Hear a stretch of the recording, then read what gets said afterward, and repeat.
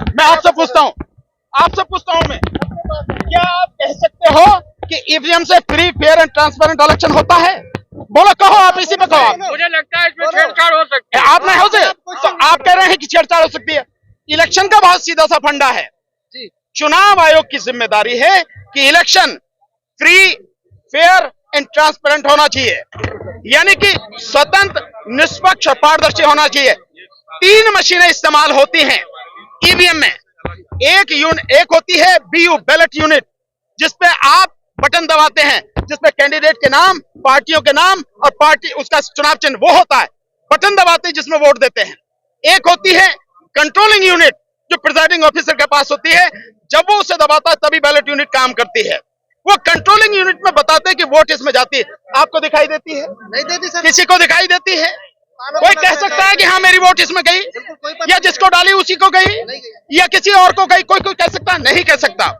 तो जिसकी गिनती होती है उसमें वोट जा रही है, नहीं जा रही है, क्या हुआ क्या नहीं, हमें पता नहीं है। और जिसमें जो तीसरी मशीन है वो है वीवीपैट, जिसमें 7 सेकंड के लिए पर्ची दिखती है, जिसके ऊपर काला सा जो शीशा लगा हुआ है, बड़ी मुश्किल से वो दिखती भी नहीं है। मैं दावे के साथ कह रहा हूं 50 से 60% को 7 सेकंड में दिख ही नहीं सकती, पर फिर भी मान लेता हूं कि वो पर्ची उनको दिख गई, पर आपको तो मिलती नहीं है भाई, मतदाता को तो मिलती नहीं है। वो पर्ची कटकर उसी में गिर जाती है और उसकी गिनती नहीं होती। वोट कौन सी है? जो वोट आपको दिख रही है, और दिखने वाली वोट तो वही है ना जो पर्ची है, वो आपको मिले, आप किसी डब्बे में डालो और उसकी गिनती हो 100% की, सभी की, तो आपकी वोटों की गिनती है। आज की तारीख में आपकी वोटों की गिनती नहीं हो रही। उस मशीन के माध्यम से वो निकाल ली जाती है, जिसके विषय में आपको पता ही नहीं है, और जिसके विषय में इलेक्शन कमीशन को भी पता नहीं है।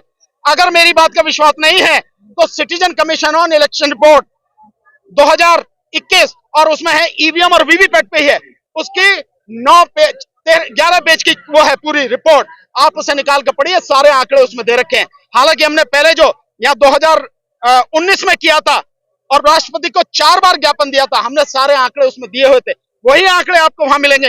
आपको पता लग जाए कि सच्चाई क्या है। 6 जनवरी को आपके साथ और भी सुप्रीम कोर्ट के एडवोकेट आ रहे हैं। सुप्रीम कोर्ट के ही एडवोकेट नहीं है, सुप्रीम कोर्ट के एडवोकेट, हाई कोर्ट के एडवोकेट, डिस्ट्रिक्ट कोर्ट के एडवोकेट, बहुत सारे लोग देश भर से आ रहे हैं। मैं नहीं जानता संख्या कितनी होगी, संगठन कौन कौन होंगे, लेकिन आज की तारीख में तकरीबन 60 संगठन, इंक्लूडिंग छोटी पॉलिटिकल पार्टियां जिनकी संख्या करीब 21 है, उनके साथ साथ मिला के टोटल ये 60 संगठन और पार्टियां हमारे साथ जुड़ चुकी हैं। उस दिन जो होगा आपकी आंखों के सामने नजारा होगा।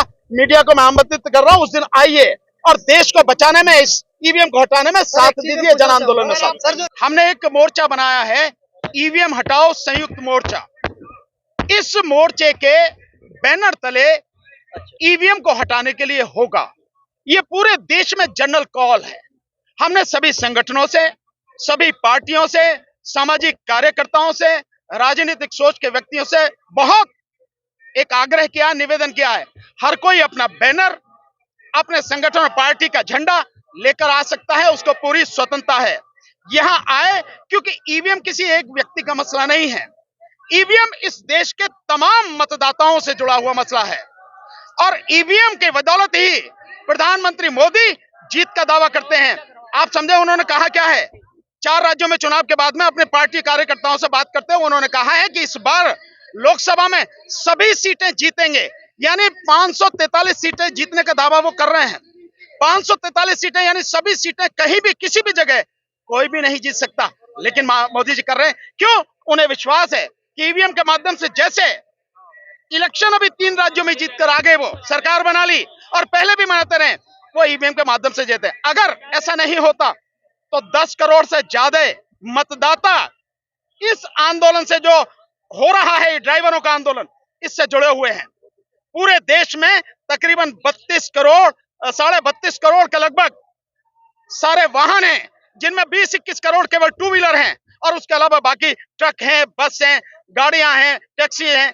ये सारी की इतनी बड़ी आबादी इससे प्रभावित होने वाली है, बावजूद उसकी चिंता नहीं, और इलेक्शन सर पे है। तो इसका मतलब साफ है कि उन्हें विश्वास है कि जनता मुझे वोट दे ना दे, मुझे कोई फर्क नहीं पड़ता, ईवीएम से मैं जीत के आ जाऊंगा।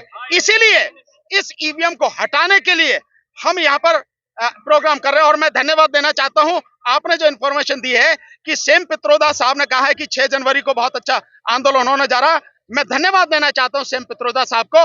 और उन्होंने जो बात की उनकी बात बड़ी करना चाहता हूं। उन्होंने बहुत स्पष्ट रूप से कहा है कि ईवीएम में गड़बड़ी हो सकती है, ईवीएम में छेड़खानी हो सकती है और विपक्ष को ईवीएम के मसले को लेकर लड़ना चाहिए, सड़क पर आकर लड़ना चाहिए और ईवीएम के मसले को लेकर चुनाव का बहिष्कार करना चाहिए। मेरी आपके माध्यम से, मीडिया के माध्यम से उस पूरे विपक्ष को जो इंडिया गठबंधन के नाम से और उसके अलावा जितने भी विपक्ष के लोग हैं, पार्टियां हैं, उन सबको मेरा आग्रह है, मेरा निवेदन है और निमंत्रण है कि हर कोई 6 जनवरी को यहां जंतर मंतर पर आए। 12-1 बजे जो आंदोलन हमारा शुरू होगा, इसमें भाग लें। मैं कह चुका हूं, आपको बता चुका हूं, ये जो परिस्थिति आप सामने है, ड्राइवरों के सामने है या किसानों, अब जो 13 तारीख को किसान आ रहे हैं उनके सामने, इस देश में सारी समस्याओं की जड़ है मोदी सरकार। और मोदी सरकार सिर्फ और सिर्फ ईवीएम के वजह से अपने आप को समझ रही है कि हम जो चाहेंगे वो कर लेंगे, इलेक्शन जीत लेंगे, इलेक्शन जीत लेंगे। इसलिए साथियों, जो बात मैं कह रहा हूं उसको समझने की जरूरत है। अब परिस्थिति वो हो गई है जब सारे सरकारी विभाग सरकार की गुलामी करने लगे हैं और अदालत से भी जनता को जो न्याय मिलना चाहिए वो नहीं मिल पा रहा। तो केवल एक ही चीज है, वो है जन आंदोलन। सड़क पर जन आंदोलन बनेगा, जैसे जेपी आंदोलन बना और जैसे किसान आंदोलन, तभी इस देश को बचाया जा सकता है, देश की जनता को बताया जाता है, नहीं तो सब बर्बाद हो जाएगा।